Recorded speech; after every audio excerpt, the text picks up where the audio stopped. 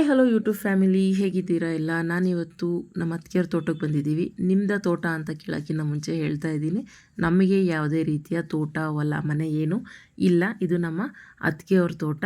ಇಲ್ಲಿ ನೋಡಿ ಒಂಬಾಳೆ ಬಿಟ್ಟಿದೆ, ಒಂಬಾಳೆ ಇನ್ನೊಂದು ಕೂಡ ಹಳೆ ಒಡೆದಿತ್ತು, ಅದನ್ನು ಕೂಡ ವಿಡಿಯೋ ಮಾಡಿಕೊಂಡೆ.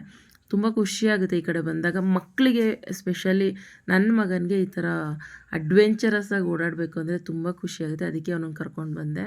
ಇಲ್ಲಿ ಬಟರ್ ಫ್ರೂಟ್ ಗಿಡ ಇತ್ತು, ತುಂಬ ಚೆನ್ನಾಗಿತ್ತು. ಲಾಸ್ಟ್ ಟೈಮ್ ದೊಡ್ಡ ದೊಡ್ಡ ಕಾಯೆಲ್ಲ ಬಿಟ್ಟಿದ್ವಂತೆ. ಈ ಸಲ ನಮ್ಮ ಅತ್ತಿಗೆ ತೊಗೊಂಡೋಗೋಣ ಅಂತ ಅಂದ್ಕೊಂಡ್ರು, ಆದರೆ ಕಾಯೆಲ್ಲ ಖಾಲಿಯಾಗೋಗಿತ್ತು.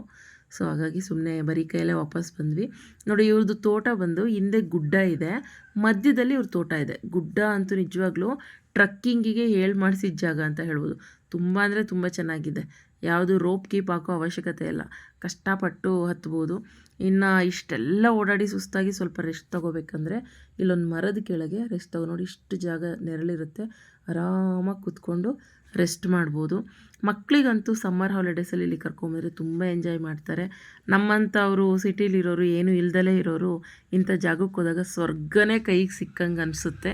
ಬಟ್ ಇಲ್ಲೇ ಹುಟ್ಟಿ ಬೆಳೆದಿರೋರಿಗೆ ಅದು ಏನೂ ಅಲ್ಲ, ಜಸ್ಟ್ ಅಂತ ಅನಿಸುತ್ತೆ. ಬಟ್ ನಮ್ಮಂಥವ್ರಿಗೆ ಇದು ಸ್ವರ್ಗಕ್ಕಿಂತ ಜಾಸ್ತಿ ಅಂತಲೇ ಹೇಳ್ಬೋದು. ನನಗಂತೂ ತುಂಬ ಖುಷಿಯಾಯಿತು. ನನ್ನ ಮಗನಿಗೆ, ನನಗೆ ಇಲ್ಲಿಗೆ ಬಂದಾಗ ತುಂಬ ಖುಷಿಯಾಗುತ್ತೆ. ನನ್ನ ಅಳಿಯನಿಗಾದರೆ 3 ಹೊತ್ತು ಇಲ್ಲೇ ಇರ್ತಾನೆ. ಇದು ಮುನೇಶ್ವರನ ಗುಡಿ. ಅವರು ವರ್ಷಕ್ಕೊಂದ್ಸಲಿ ಮುನೇಶ್ವರನ್ ಮಾಡ್ತಾರೆ. ಇಲ್ಲಿ ನೋಡಿ, ನಾವು ಕರಡಿ ಬಂದು ನಂಬರ್ 2 ಮಾಡೋಗಿದೆ. ನಮ್ಮ ಅತ್ತಿಗೆ ಹೇಳ್ತಾಯಿದ್ರು, ಈ ಕರಡಿ ರಾತ್ರಿ ಹೊತ್ತು ಬರುತ್ತೆ, ಹುಷಾರಾಗಿರಬೇಕು ಅಂತ. ಇನ್ನು ಇದ್ರ ಪಕ್ಕದಲ್ಲೇ ದೇವ್ರದ್ದು ಮರ ಇದೆ, ಏನದು ಬೇವಿನ ಮರ ಇದೆ. ಇಲ್ಲಿ ಪೂಜೆ ಕೂಡ ಮಾಡ್ತಾರೆ ವರ್ಷಕ್ಕೊಂದ್ಸಲಿ, ಕರಿತಾ ಇರ್ತಾರೆ ಬನ್ನಿ ಅಂತ. ಬಟ್ ಸಮಯ ಸರಿ ಹೋಗ್ತಿರಲ್ಲ, ಬರೋಕ್ಕೆ ಆಗೋದಿಲ್ಲ. ಈ ರಜೆ ಟೈಮಲ್ಲಿ ಬಂದಿದ್ದೀನಿ. ಓಕೆ, ಒಂಥರ ಚೆನ್ನಾಗಿರುತ್ತೆ, ಎಂಜಾಯ್ ಮಾಡಿದೆ ಅಂತಲೇ ಹೇಳ್ಬೋದು. ಟ್ರಿಪ್ನ ಮಾತ್ರ ತುಂಬ ಎಂಜಾಯ್ ಮಾಡಿದ್ದೀನಿ ನಾನು ಈ ಸಲ. ಇದು ನೋಡಿ, ಕರ್ಬೇವಿನ ಸೊಪ್ಪು, ಆರ್ಗ್ಯಾನಿಕ್ ಕರ್ಬೇವಿನ ಸೊಪ್ಪು. ಐ ಹೋಪ್ ವಿಡಿಯೋ ಇಷ್ಟ ಆಗಿದ್ರೆ ಲೈಕ್ ಮಾಡಿ.